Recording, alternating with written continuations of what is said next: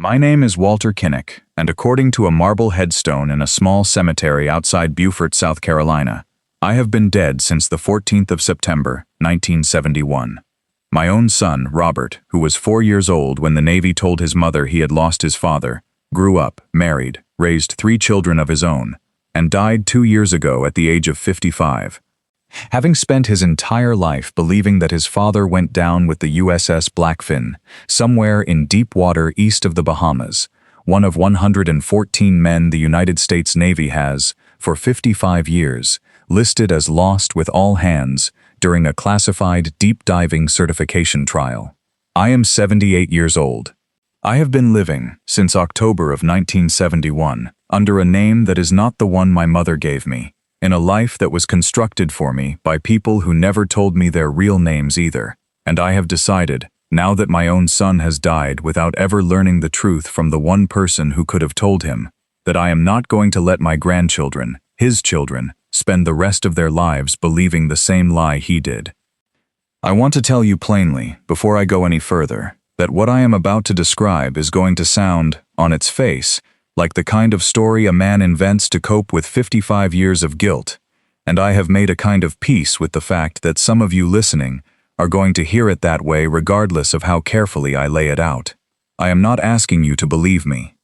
I am telling you because I promised myself, standing at my son's graveside 2 years ago, a grave I was not permitted to be seen at, watching from a rented car parked at a discreet distance while my own grandchildren lowered their father into the ground, without ever knowing that the grandfather who supposedly died 9 years before their father was even born, was standing less than 200 yards away, breathing, alive, and forbidden by an agreement I signed as a 23-year-old sailor from walking over and telling them who I actually was. I enlisted in the United States Navy in 1966, 19 years old, out of a small town in the South Carolina Lowcountry, where my father worked the shrimp boats out of Beaufort, and where a young man's choices, at the time, mostly ran between the boats, the Marines, or the Navy.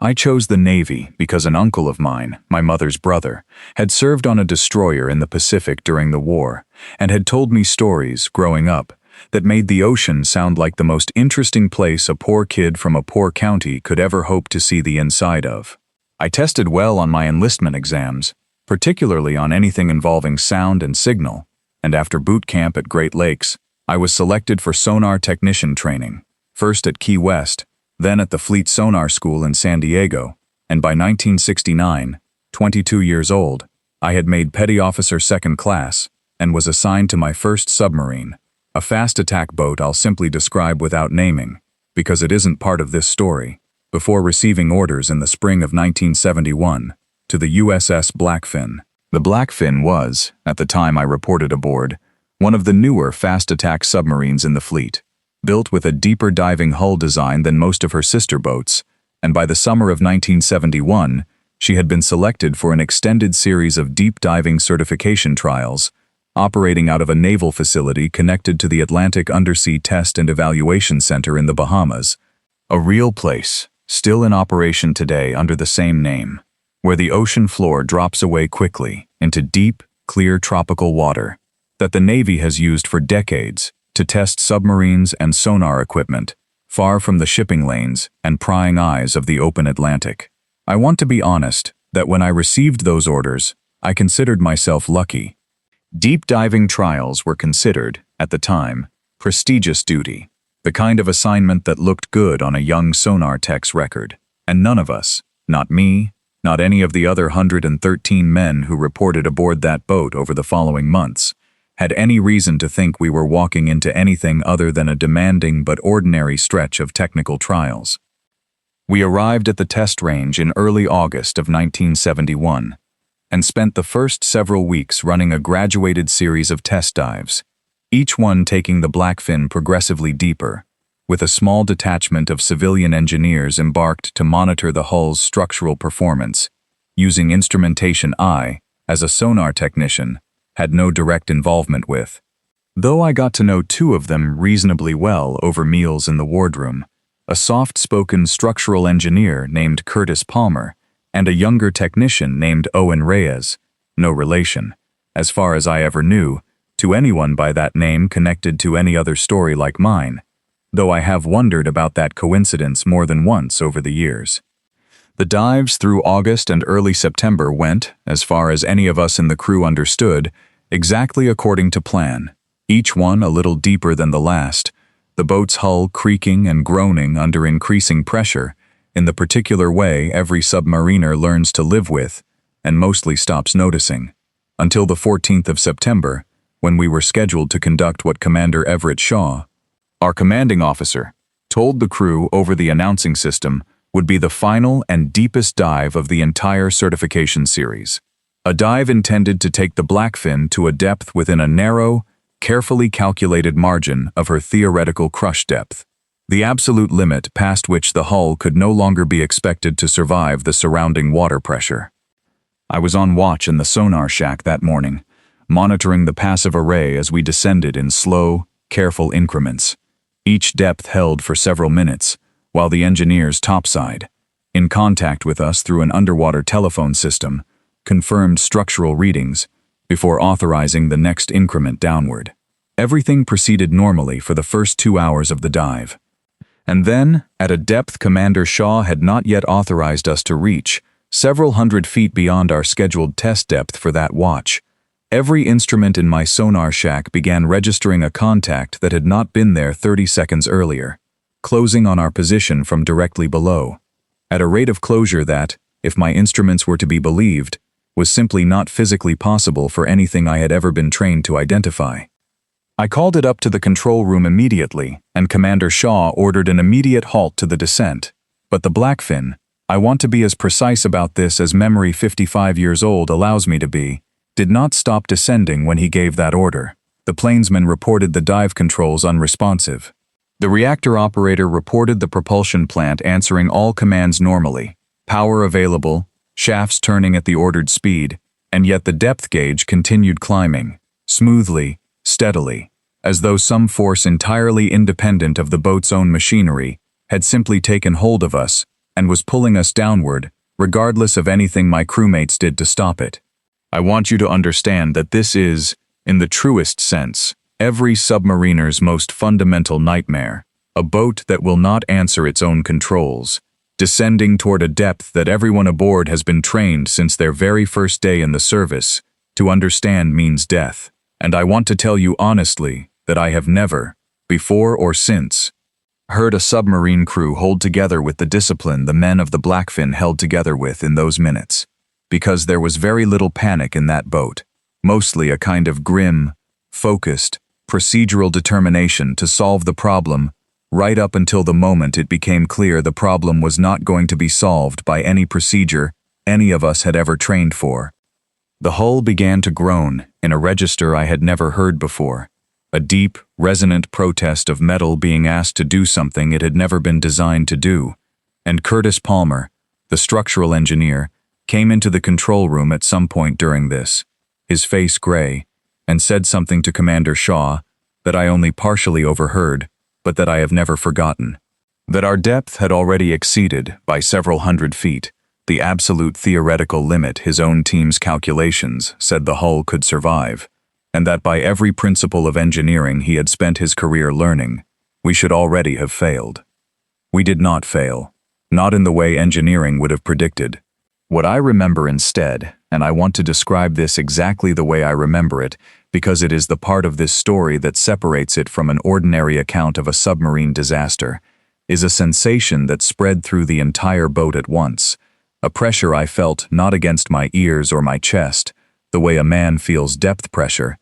but somewhere else entirely, a pressure I have never had adequate language to describe, in 55 years of trying, behind my own eyes, inside my own skull, as though something had reached into the boat itself and taken hold of every man aboard simultaneously, the way you might take hold of a fistful of gravel. The lights did not go out. If anything, I remember them growing brighter, painfully bright, for perhaps 2 or 3 seconds, before everything, all sound, all light, all sensation, simply stopped. I do not know how long that gap lasted. I want to be honest about that, because it is the single hardest part of this account to make sense of even now. My next memory, and I have never found a way to make the transition between the two moments feel continuous, no matter how many times I have gone over it in my own mind across 5 decades, is of lying on a hard surface that was not the deck of the Blackfin, under a light that was too even, too shadowless, to be anything I recognized from any submarine I had ever served aboard, with a man's face above me, unfamiliar, calm, asking me, in a voice that felt very far away, even though I understood later, he must have been standing directly over me, whether I could hear him. I told him yes. He asked me my name, my rank, my ship. I answered all 3. And then he said something that I have turned over more times in 55 years than any other sentence any human being has ever said to me. He said, "Petty Officer Kinnick, I need you to understand that the Blackfin has been lost, and that you and 6 other men are the only survivors, and that as of this morning, the United States Navy has already begun notifying next of kin that there were no survivors at all, and that this is not a mistake that is going to be corrected."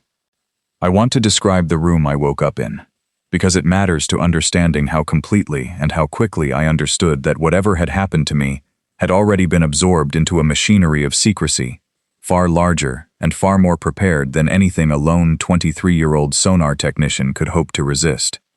It was a medical bay, clean, well-equipped, better equipped than any sick bay I had ever seen aboard ship, with 6 other bunks arranged around mine, and in 5 of those 6 bunks were men I recognized immediately as my own shipmates from the Blackfin, alive, disoriented, some of them weeping, one of them, a young torpedoman named Curtis Abelman, repeating his own wife's name over and over in a voice that has never fully left my memory. The 6th bunk held Owen Reyes, the young civilian technician, who I had assumed, in whatever fog my mind was still working through, must have been rescued along with us because he'd been embarked on the same boat, though I would learn later that his presence among the survivors was, for reasons that were never fully explained to any of us, considered by the men running this operation to be a matter of particular importance.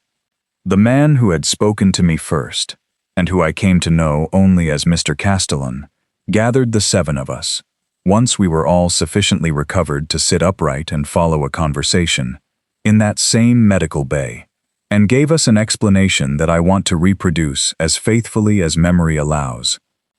Understanding that 55 years is a long time to keep any set of words perfectly intact, though I have thought about this particular conversation often enough that I believe I have preserved its substance, if not its exact phrasing, more completely than almost anything else in my adult life. He told us that the Blackfin, at the depth she had reached in her final minutes, had come into contact with what he called, without further elaboration, an anomalous phenomenon that the Navy had encountered on a small number of previous occasions in deep water, always with catastrophic results for the vessels involved, and that our survival, the survival of 7 men out of 121 who had been aboard that day, was itself an anomaly within the anomaly, something his own superiors did not fully understand, and were, in his words, extremely eager to study further.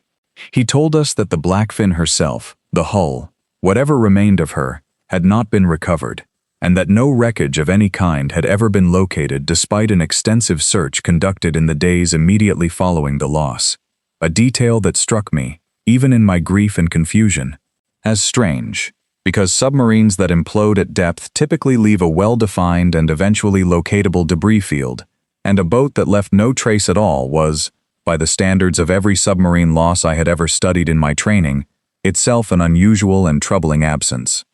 He told us that the decision had already been made, above his own level of authority, and, he implied without stating it directly, above levels that any of us would ever be permitted to know the names of, that the 7 of us would not be returned to our previous lives. He said the reasoning given to him, which he was passing along to us, essentially unfiltered, was twofold. First, that whatever we had experienced during those lost minutes, and he made clear that all 7 of us had experienced something, though our individual accounts, when eventually compared, would turn out to diverge in significant and troubling ways that none of the psychiatrists eventually assigned to study us were ever able to fully reconcile. Represented information, the program considered too sensitive to risk, leaking through 7 men, returning to ordinary civilian and military life, however well-intentioned those men might be, about keeping a secret.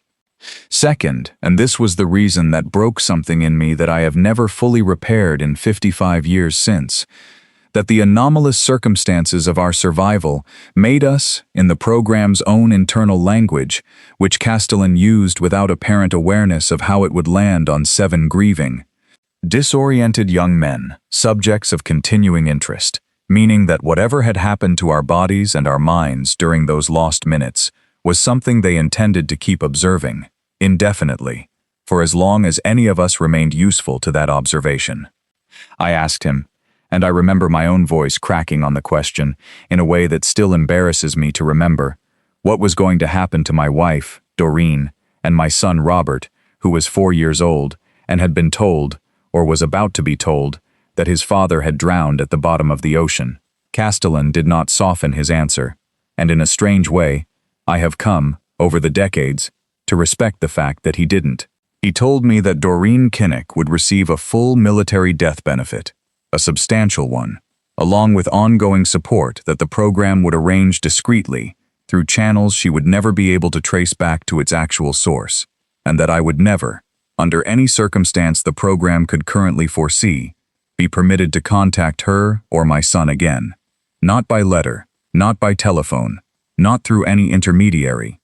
for the remainder of either of our natural lives, and that any attempt on my part to circumvent that restriction would result in consequences he described only as severe, and that I understood, in the flat, professional tone he delivered that word in, were not an exaggeration meant to frighten a grieving man into compliance, but a simple, factual description of a program that had every capability necessary to make good on the threat. I want to tell you about the different things each of us remembered from those lost minutes, because I think the divergence itself is more informative than any single account, including my own, could be on its own. Curtis Abelman, the young torpedoman, remembered almost nothing at all beyond the bright light and the pressure behind his eyes, and spent the following months, before I lost track of him entirely in circumstances I'll describe, in a state of profound and largely unresponsive shock that the program's psychiatrists eventually diagnosed, in paperwork none of us were ever shown in full, as a dissociative reaction so severe that he required what I understood to be long-term institutional care. Owen Reyes, the civilian technician, remembered. He told me privately during one of the very few unsupervised conversations the program ever allowed among us, a sensation of being examined, methodically, thoroughly, by something that communicated with him not in words, but in what he described as a series of increasingly specific questions about human anatomy and human suffering, delivered directly into his mind in a way he found impossible to adequately describe. Questions, he said, felt less like curiosity and more like a kind of urgent, almost desperate cataloging, as though whatever was asking them believed it had very little time to gather whatever information it needed from him before losing the opportunity permanently. My own memory, such as it is, and I have never been fully certain how much of it is genuine recollection, and how much of it has been reshaped over 55 years of turning it over in my mind, until the edges have worn smooth in the specific way memory does when it's handled too often, is of darkness and cold, and a single point of pale light approaching from a very great distance, that never seemed to arrive any closer, no matter how long I watched it, and a feeling, underneath everything else, of profound and ancient sorrow, not my own sorrow, something separate from me, vast and old, that I have never been able to adequately explain to any of the psychiatrists who asked me about it over the years, and that I have come, in my old age, to believe was not a memory of an event at all, but the closest my own mind could come to translating an emotional state that belonged to something else entirely, something I happened to brush up against for however many minutes we were actually gone. The program moved us, individually, to separate facilities within about 3 weeks of our recovery, and it was during this period that I was given the name I have lived under for the past 55 years, a name I am not going to use in this recording, because I intend, once I am finished making it, to finally set it aside for good and reclaim, for whatever time I have left, the name my mother gave me, I was told I would be relocated to a small city in the Midwest, provided with a fabricated employment history, a social security number that belonged, as far as any record search would ever show, entirely and legitimately to the fictional man I was about to become, and a modest ongoing stipend delivered through channels designed to be untraceable back to any government source, in exchange for my permanent, absolute silence,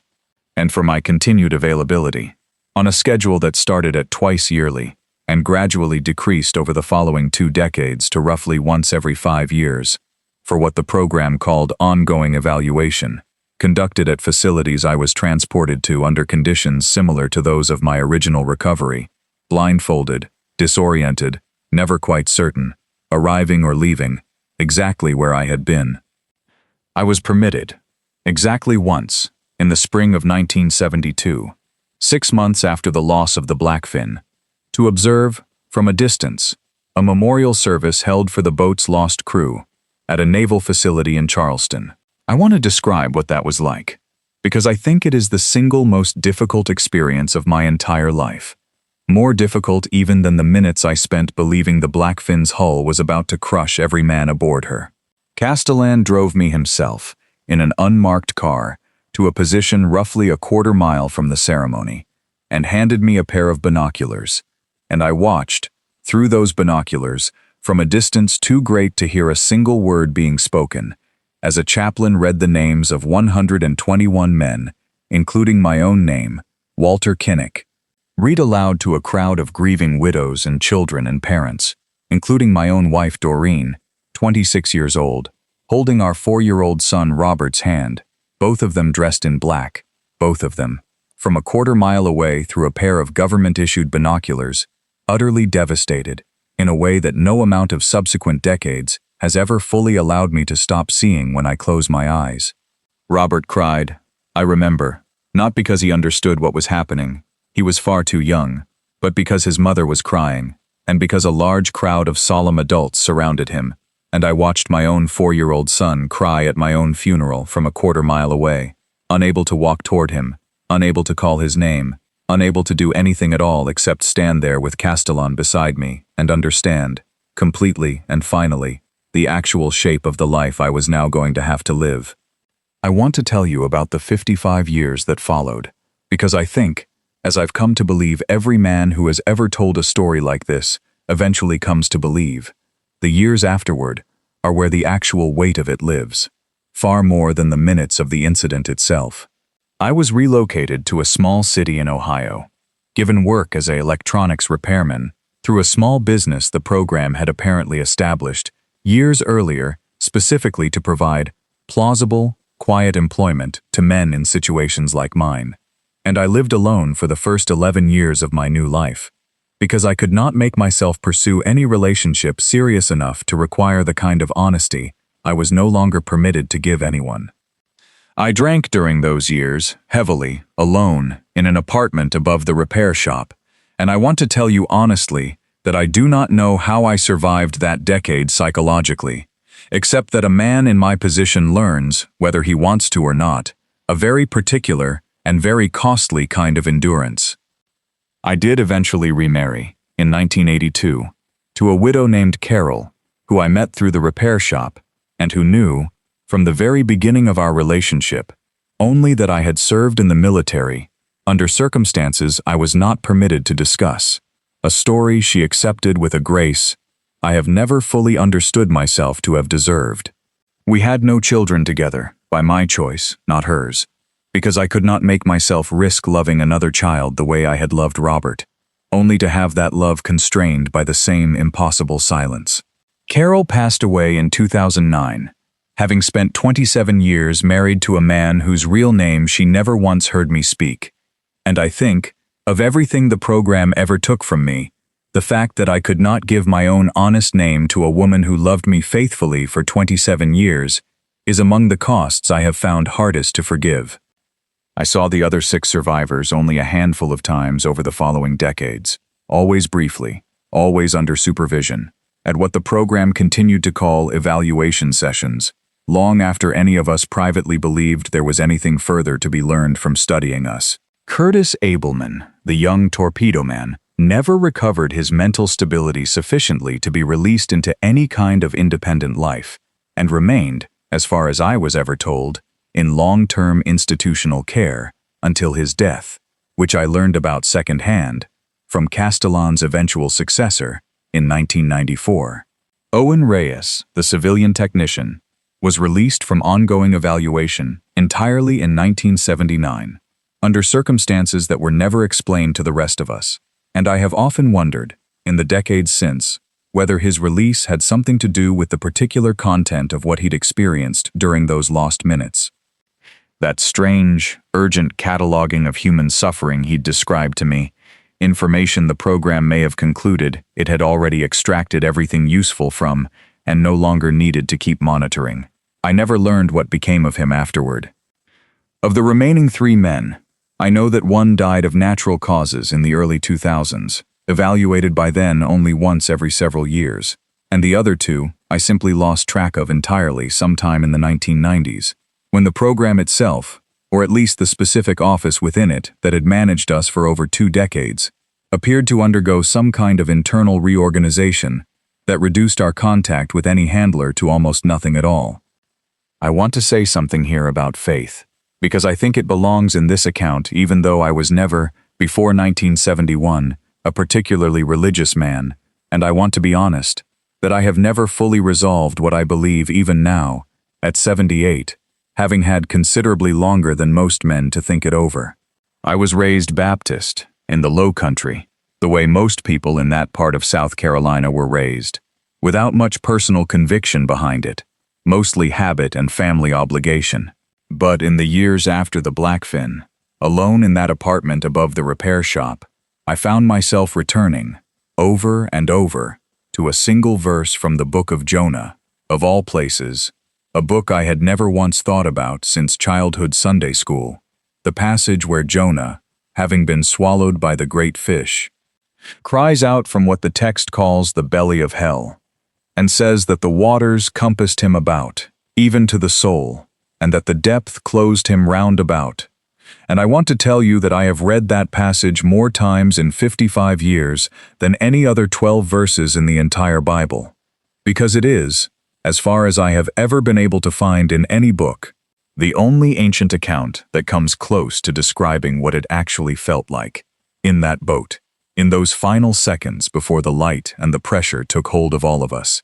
to understand that the ocean had closed around you completely, and that whatever happened next was no longer within your own hands to determine. I do not know whether what happened to the Blackfin and to the 7 of us was, in any meaningful sense, a punishment or a test, or simply an accident of circumstance, 7 ordinary men who happened to be occupying the wrong cubic mile of ocean at the wrong depth on the wrong afternoon. I have turned that question over for 55 years without arriving anywhere close to a settled answer.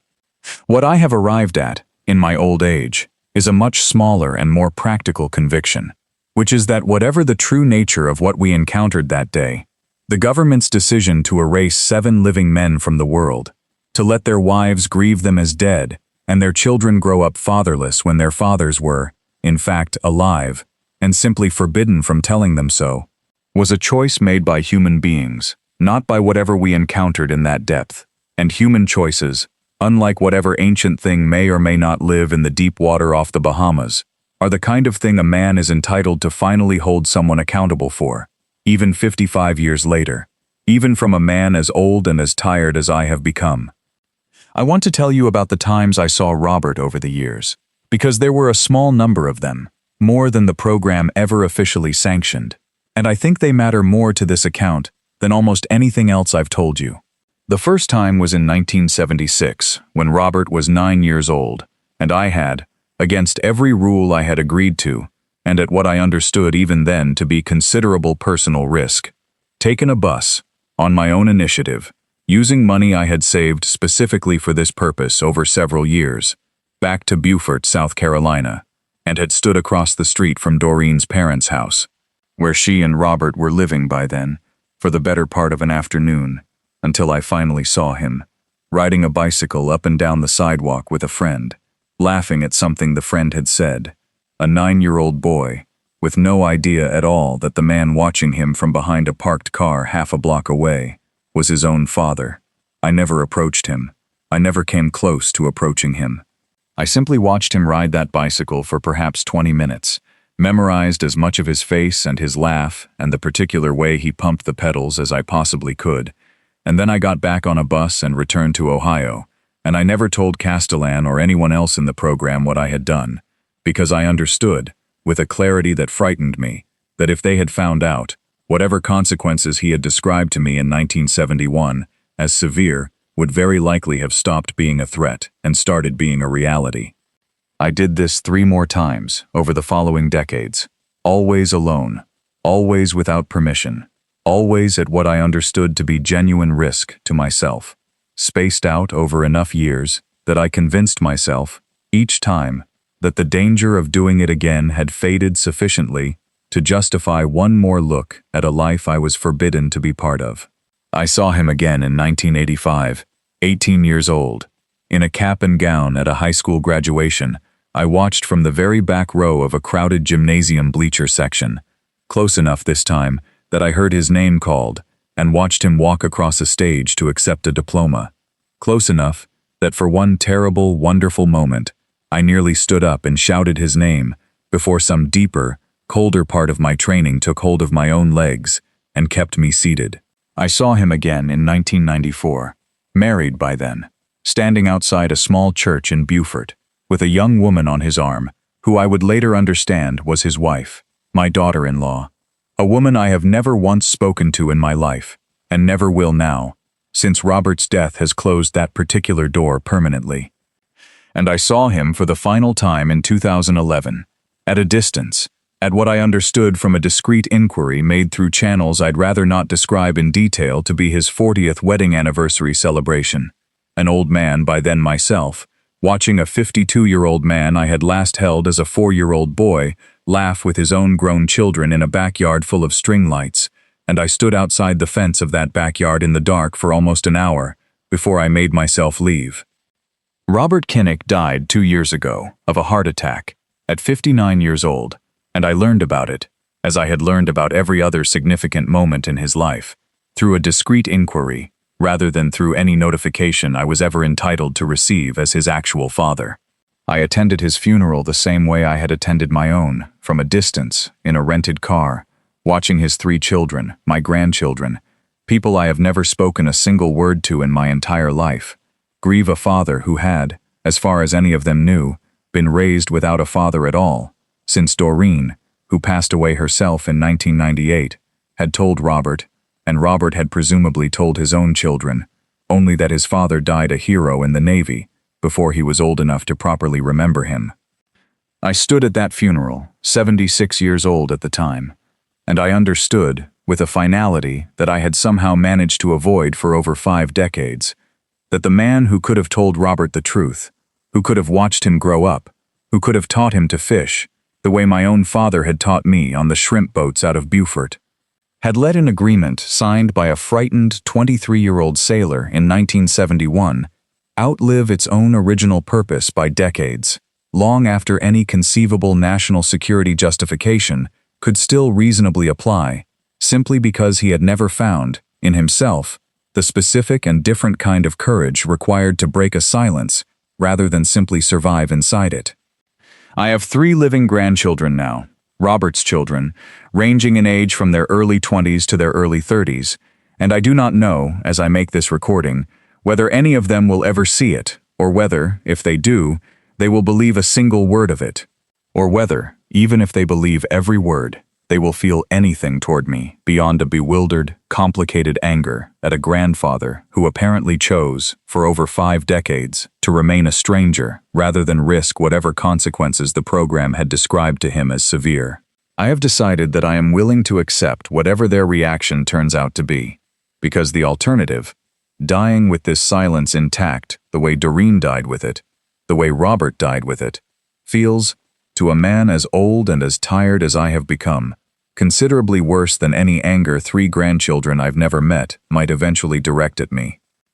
I want to tell you about a particular evaluation session in the spring of 1983, 12 years after the loss of the Blackfin, because it is the only occasion in 55 years when anyone connected to the program spoke to me with what felt like genuine, unguarded honesty about the larger scope of whatever it was we had all become a small part of. I was flown, blindfolded for the final leg as always, to a facility I never identified, and instead of the usual battery of physical examinations and psychological interviews, I was introduced to a woman, considerably younger than me, who gave her name only as Dr. Hale, and who told me, within the first 10 minutes of our conversation, that she had read every file connected to my case personally, and that she believed, based on patterns she had observed across a body of similar cases far larger than the 7 of us from the Blackfin, that what had happened to my boat was not an isolated event, and had,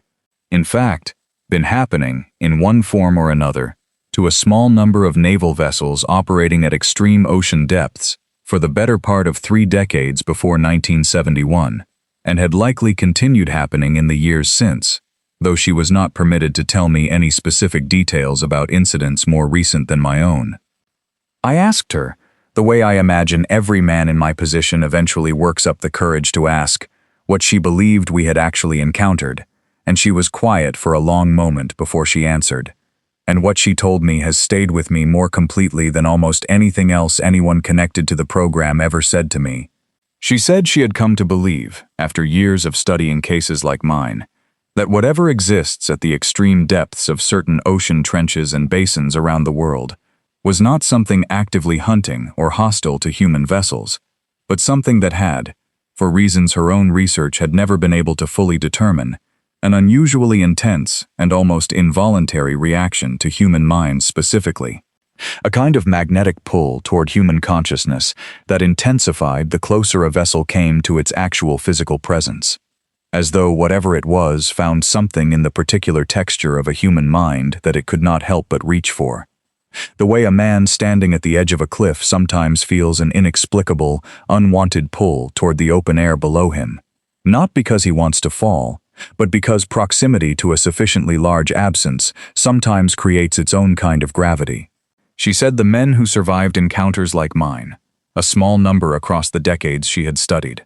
all shared one characteristic in their psychological profiles prior to their incidents: an unusually high capacity for sustained, focused attention under stress. The exact quality, she pointed out, that made men good sonar technicians in the first place. And she said she had come to wonder,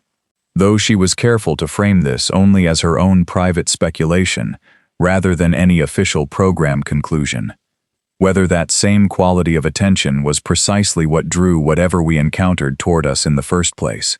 and precisely what allowed a small number of us, unlike the other 114 men aboard the Blackfin that day, to survive whatever attention we received once it arrived. I have thought about Dr. Hale's theory for over 40 years since that conversation, turning it over the way a man turns over any idea offered to him once, by a stranger he never saw again, that nonetheless manages to reorganize something fundamental in how he understands his own life. I do not know if she was right. I have no way of verifying anything she told me, and I never saw her again after that single session, and when I asked about her at my next evaluation, 3 years later, in 1986, the handler who had by then replaced Castellan told me only that Dr. Hale was no longer with the program, in the same closed, final tone I had learned, by then, meant the subject would not be discussed further regardless of how many times I asked. I found one piece of outside corroboration for at least part of what Dr. Hale told me, in 2015, entirely by accident. In the same way I suspect most men carrying stories like mine eventually stumble onto whatever small confirmation the world is willing to offer. I was reading an online forum of all places, where retired Navy sonar technicians from several different eras traded stories and technical reminiscences about equipment and old boats, and I found, buried in a thread about deep diving certification trials from the 1960s and 1970s, a post from a man using only a screen name, describing, in careful, hedged language that I recognized immediately as the language of someone who had learned, the same way I had, exactly how much he was and wasn't permitted to say, an incident aboard an unnamed vessel during deep water trials that he described only as resulting in a loss that the Navy's public records showed as total, with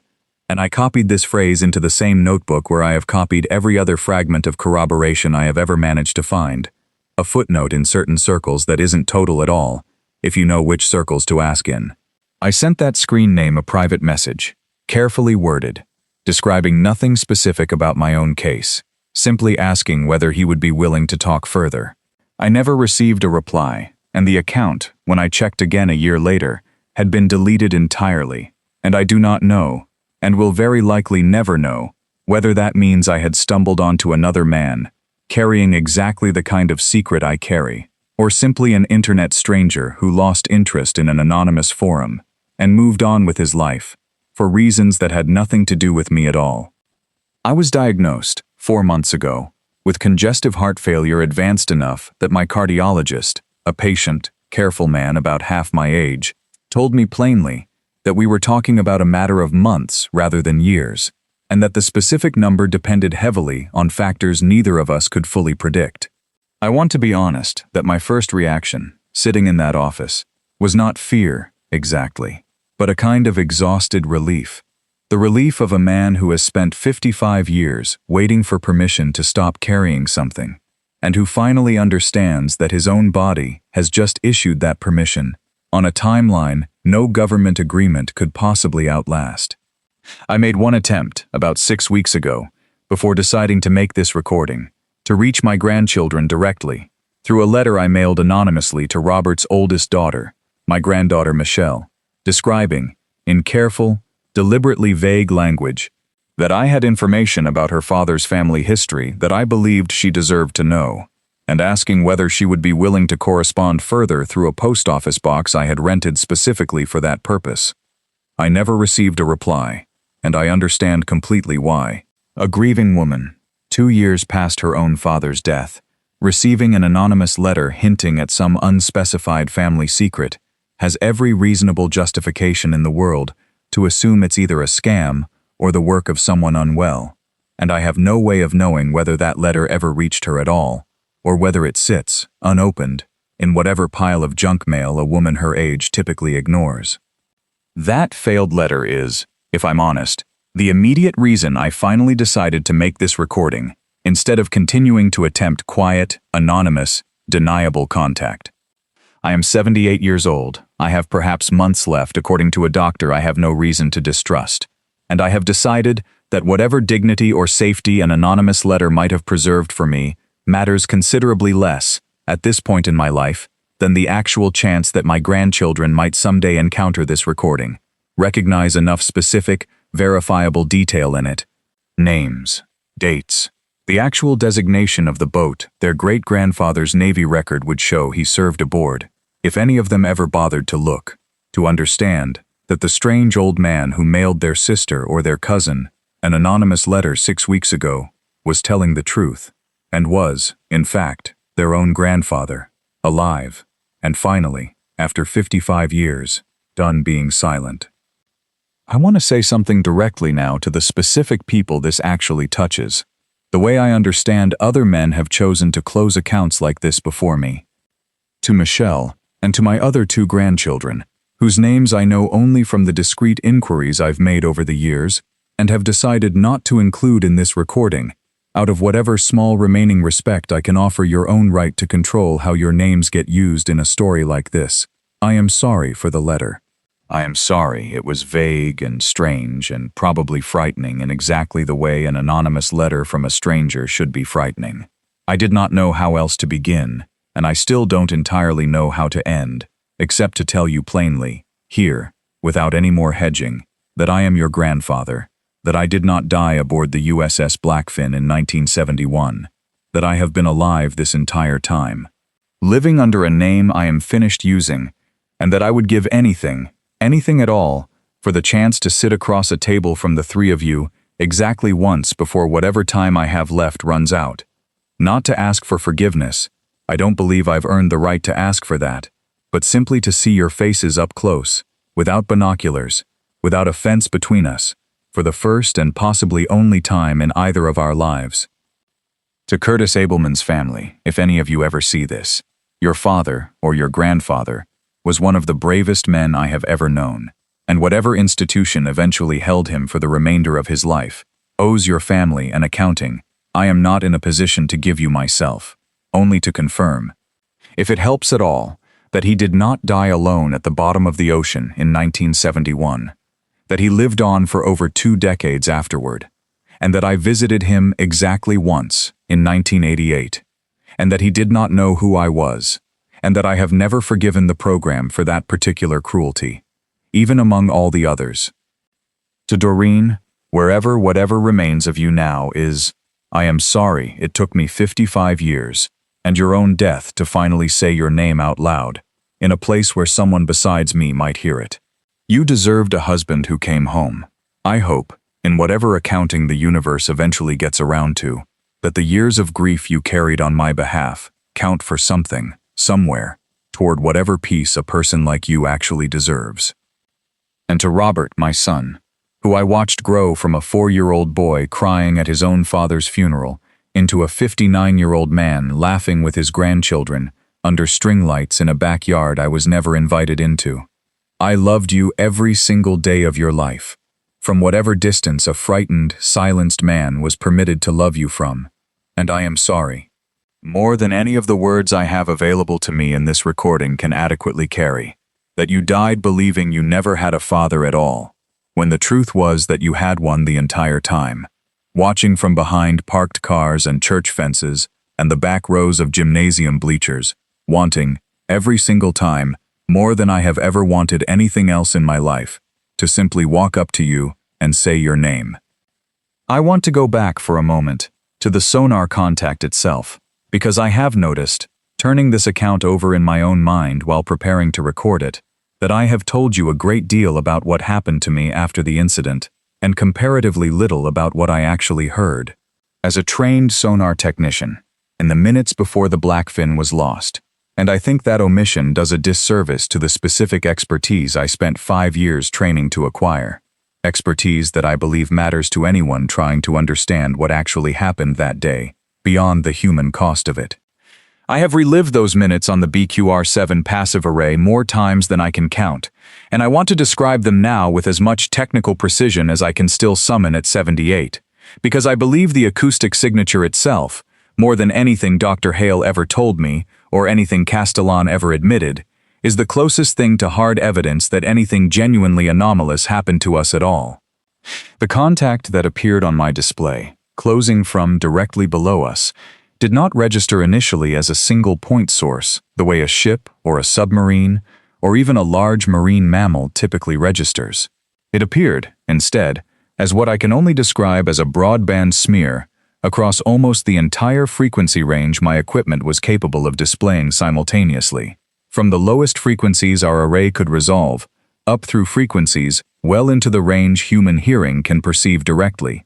all of it rising in amplitude at a rate that any experienced sonar technician would tell you simply does not happen with any natural or man-made source, because different frequencies of sound propagate through water at different effective rates, depending on countless variables. And a genuine physical object approaching through open water produces a signature that develops unevenly across the frequency spectrum as a result.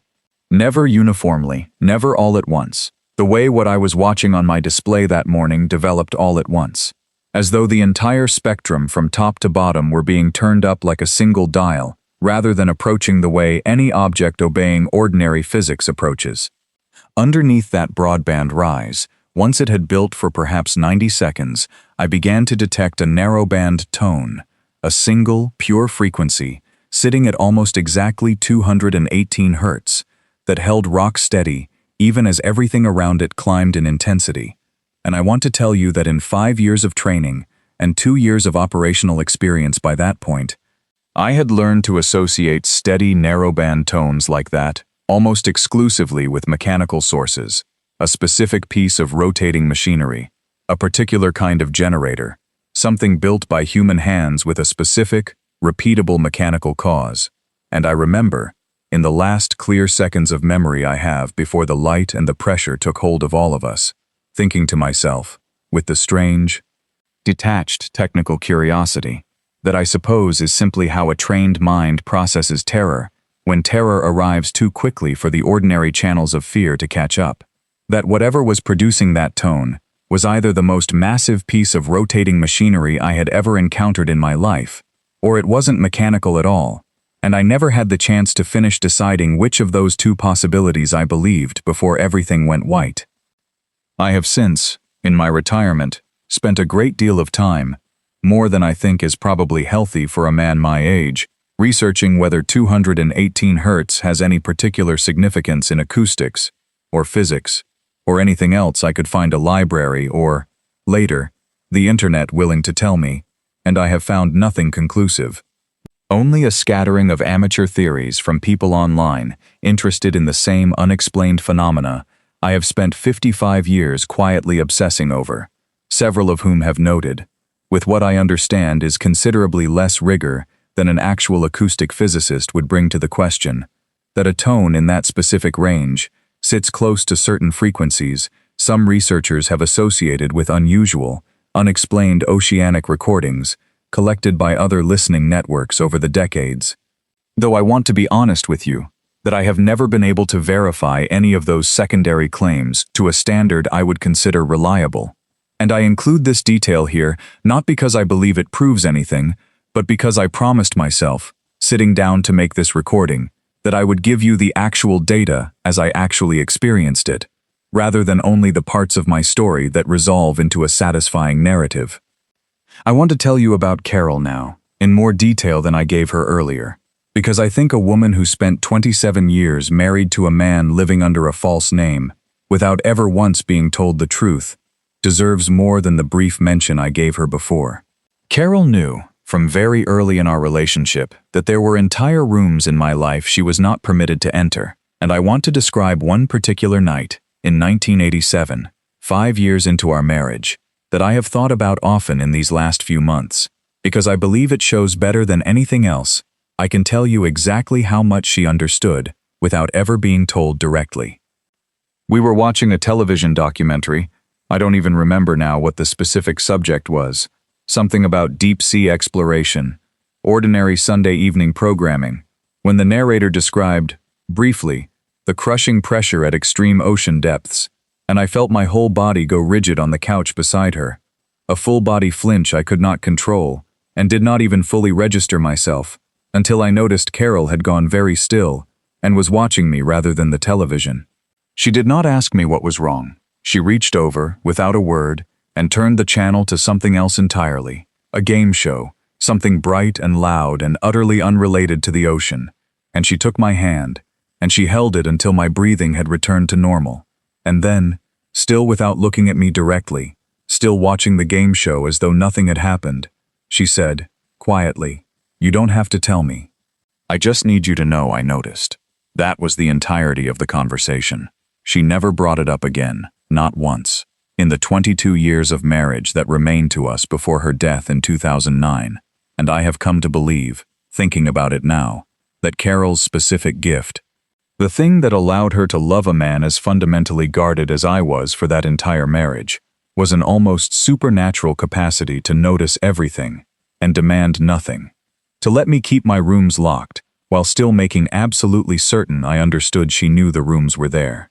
I came close to telling her the full truth exactly once, in 1998, the year Doreen died, though Carol never knew who Doreen was, or that her death meant anything to me at all. I had learned about it through one of my discreet inquiries, and I remember sitting at our kitchen table that evening, staring at a plate of food I couldn't make myself eat, and Carol asking me, gently, what was wrong, and I remember opening my mouth, fully intending, for the first time in 27 years of marriage, to tell her everything, the Blackfin, the false name, Robert, Doreen, all of it, and I remember the specific, physical sensation of the words simply refusing to leave my throat, some deeply trained reflex from 1971, seizing control of my own vocal cords before my conscious mind could override it. And I told her instead,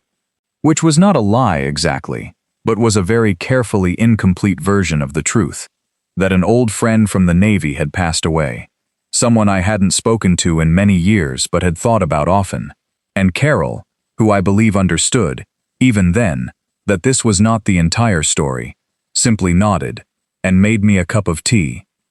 and sat with me at that kitchen table in silence for the better part of an hour, and I have never stopped being grateful for that silence. And I have never stopped regretting that I let a training I received as a 23-year-old sailor override, even for one evening, my own grown man, right to finally tell the truth to a woman who had more than earned the right to hear it.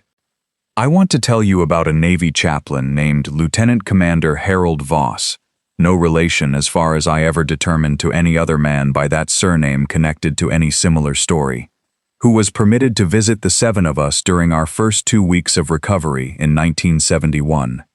before any of us had been relocated or given new identities, and who remains, to this day, the only person connected to the entire program who ever spoke to me in a way that felt less like management of an asset and more like genuine ministry to a frightened young man. Chaplain Voss was not, as far as I ever understood, fully briefed on the specifics of what had happened to the Blackfin, only that we were survivors of a classified incident that required unusual secrecy, and I believe that partial ignorance is precisely what allowed him to offer us something the program's own psychiatrists and handlers never could, a form of comfort that wasn't also, simultaneously, a form of evaluation.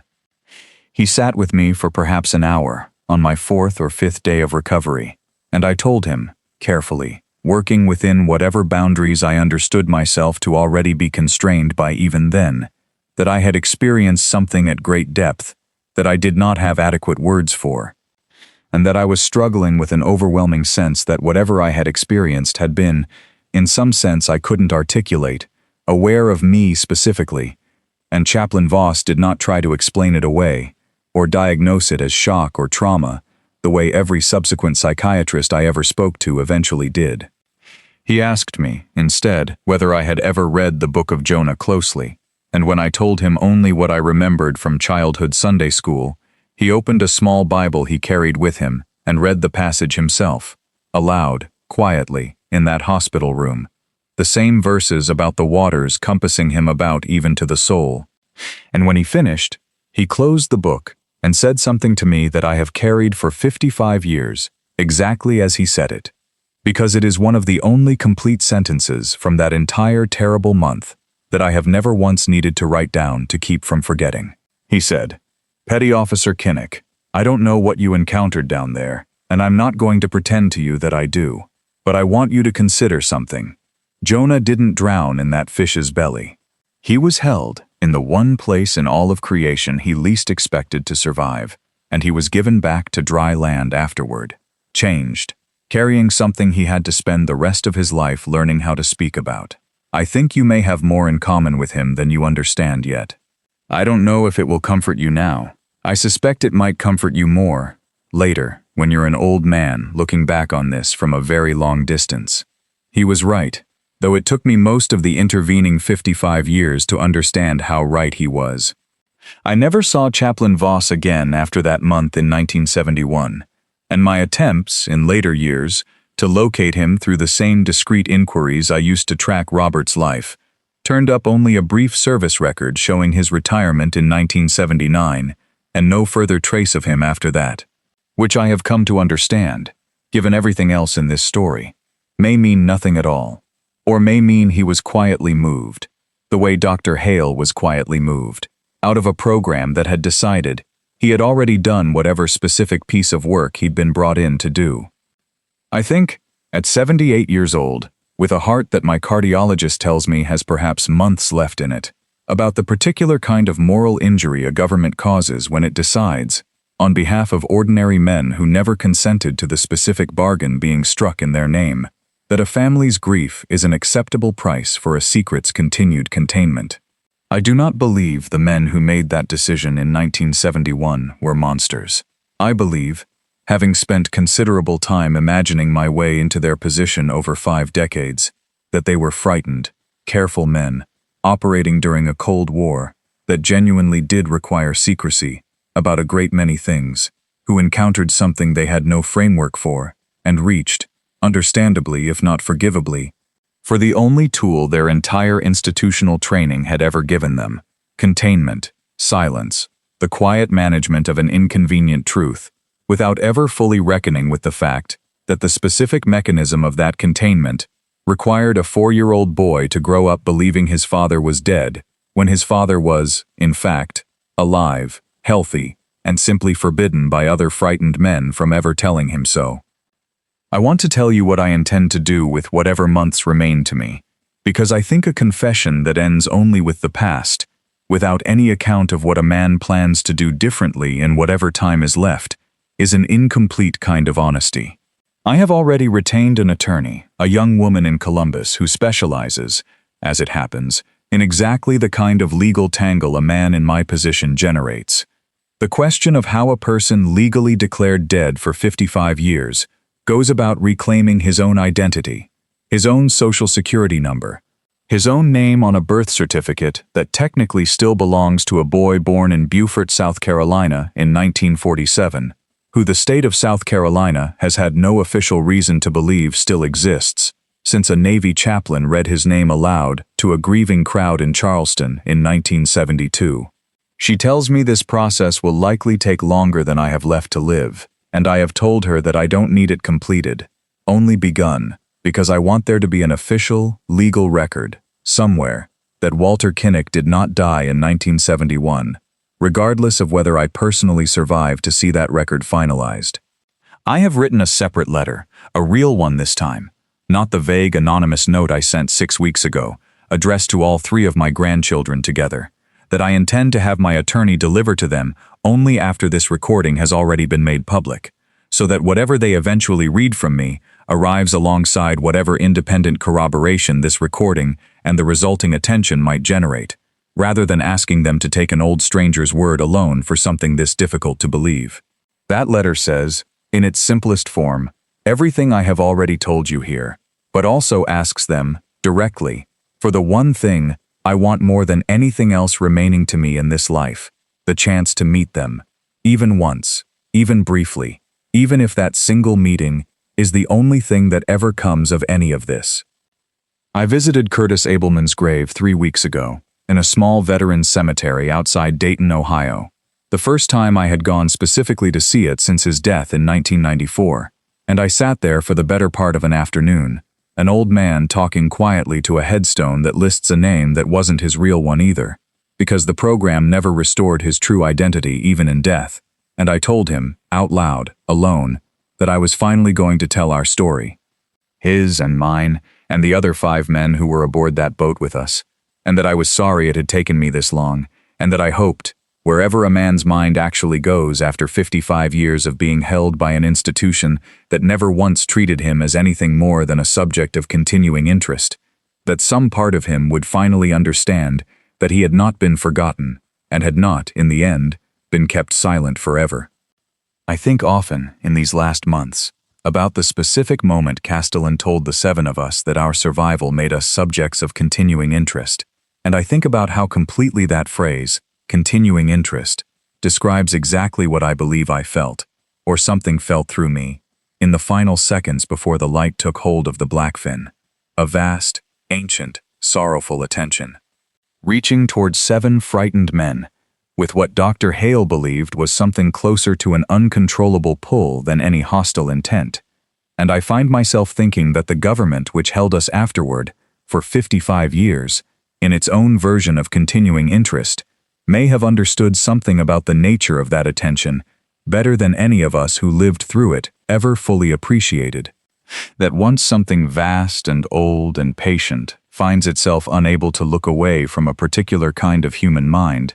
the men holding that mind afterward, whether in the deep ocean or in a windowless facility with fluorescent lighting, tend to behave in remarkably similar ways, careful, controlling, and utterly unwilling to ever fully let go. I want to address, honestly, the fear that has kept me from making this recording until now, months after my diagnosis, rather than immediately, because I think a confession that pretends its author was fearless is not actually a confession at all, just a performance of one. I am afraid, even now, at 78, with a failing heart and very little left that any government agency could meaningfully threaten to take from me, of the specific, trained reflex that Castellan built into me in 1971, the flat, certain understanding that breaking my silence would result in consequences he described as severe. I do not know, rationally, what a program that has apparently reorganized itself at least once since the 1990s, that reduced my own evaluation schedule down to almost nothing over the decades, that may not even retain active personnel who remember my specific case at all, could actually still do to a dying old man with no family left to threaten and no career left to end. But I want to be honest that the fear does not operate on rational calculation. It operates on 55 years of trained reflex, and I have had to make this recording in stages, over several weeks, stopping and starting more times than I am willing to admit, specifically because that old reflex kept seizing my own throat, the same way it seized it at that kitchen table with Carol in 1998. And I want anyone watching this who has ever kept a secret out of trained fear, rather than active, present danger, to know that the fear does not simply evaporate once the actual threat has faded. It has to be spoken through, deliberately, again and again, until the speaking itself becomes stronger than the old training. And I am not certain, even now, having finished this recording, that I have fully won that particular fight. I want to tell you what I believe. At the end of all this, though I want to be honest, that belief is a strong word for something I hold with considerably less certainty than the word implies. I believe something exists, in the deep water off the Bahamas, and very likely in similar deep places throughout the world's oceans, that is old beyond any timescale my own species has adequate language for, that reaches toward human minds in a way that seems, from every account I have ever gathered across 55 years of quiet research, less like predation and more like an overwhelming, almost desperate curiosity, the way a man who has spent his entire life alone in a dark room might reach, almost against his own will, toward the first candle he ever saw carried past his doorway. I believe my government, faced with that discovery, chose secrecy and containment over honesty and study, not out of malice, but out of the same fear that kept me silent in my own life for 55 years. The fear that admitting what we don't understand costs us something we're not willing to pay. And I believe, most of all, having watched my own son cry at my funeral through a pair of government-issued binoculars, and having watched him laugh with his own grandchildren decades later, at a distance I was never permitted to close, that whatever we found down there, however vast, however old, however genuinely beyond our understanding, has never once caused as much grief in my own family as the very ordinary, very human decision of a handful of frightened men in 1971 to solve an extraordinary problem with an entirely ordinary lie. I do not know how much time I have left to answer for any of this. To my grandchildren, to whatever remains of Curtis Abelman's family, to Chaplain Voss, if he is somehow still alive somewhere to hear this, to Doreen and Robert, if either of them can hear anything at all anymore, wherever they are. I know only that I am done being the man who watches his own life from behind parked cars and church fences, done being a subject of continuing interest to an institution that never once asked whether I consented to the interest, and done, finally, after 55 years, being anyone's name but my own. I have spent a considerable amount of these last few months simply sitting with old photographs, the small handful I managed to keep or acquire over the decades through channels the program never fully monitored. A faded picture of Doreen and me on our wedding day in 1966. A photograph of Robert as an infant that I paid a private investigator, discreetly, in 1979, to obtain from a distant cousin without ever revealing why a stranger wanted it. A single grainy photograph of my 3 grandchildren together, at what I believe was a 4th of July gathering sometime in the early 2000s, obtained the same way, through the same quiet, expensive, entirely one-sided channel of a man learning about a family that had no idea he existed. I have looked at these photographs more in the last 4 months than in the previous 4 decades combined, and I think that says something honest about what actually happens to a man once he understands his own time has finally, truly, run short. That the careful discipline which allowed him to survive 55 years of exile simply stops mattering, and what's left underneath it, plain and undefended, is only ever the same handful of faces he was never permitted to reach. I think, too, about the specific cruelty of a system that gave me just enough rope to watch my family from a distance, 4 times across 5 decades, without ever giving me enough to actually hold them, and I have come to believe that this particular arrangement, rather than either full contact or full separation, was not an oversight or a mercy, but a deliberate calibration, a program that understood, perhaps better than I understood about myself, that a man allowed occasional, forbidden glimpses of what he'd lost would remain more reliably compliant, more thoroughly controlled by his own hope and his own fear of losing even those glimpses, than a man cut off completely and left with nothing left to lose at all. I do not know if that calibration was ever discussed explicitly in whatever internal documents the program generated about my case. I only know that it worked on me, exactly as I suspect it was designed to work, for 55 years, and that recognizing this, now, at the very end, feels like its own small, bitter kind of freedom. I want to close this the way I understand accounts like mine are often closed, with a direct word to whoever has made it this far, because I think, if you've had the patience to listen to an old man's entire life laid out this carefully, you deserve something more than just my own family's private grief to carry away from it. I do not know what you have suspected, in your own life, about the size and the strangeness of the world underneath the official version of things you've been handed. I am not going to tell you that everything you've ever wondered about is true, because I genuinely don't know what you've wondered about, and a man in my position, having spent 5 decades learning exactly how costly overconfident certainty can be, has no business handing you easy answers about subjects far larger than my own small, specific piece of them. But I will tell you this. Somewhere off the coast of the Bahamas, in water deep enough that sunlight has never once reached it, in the 55 years since the Blackfin went down, I do not believe the ocean has stopped being exactly as old, exactly as strange, and exactly as attentive as it was on the 14th of September, 1971. I believe it is still down there. I believe, whatever it is still, in whatever sense, something that old experiences time at all, waiting.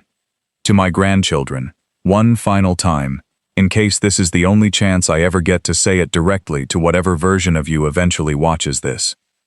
I am your grandfather, Walter Kinnick. I have been alive this entire time. I loved your father from a distance he never knew I was standing in, and I would trade every year I have left, gladly, without a single second of hesitation, for one single afternoon sitting across a table from the 3 of you, hearing your voices, learning your names properly instead of through discreet inquiries and rented binoculars, before whatever time my own heart has left finally runs out.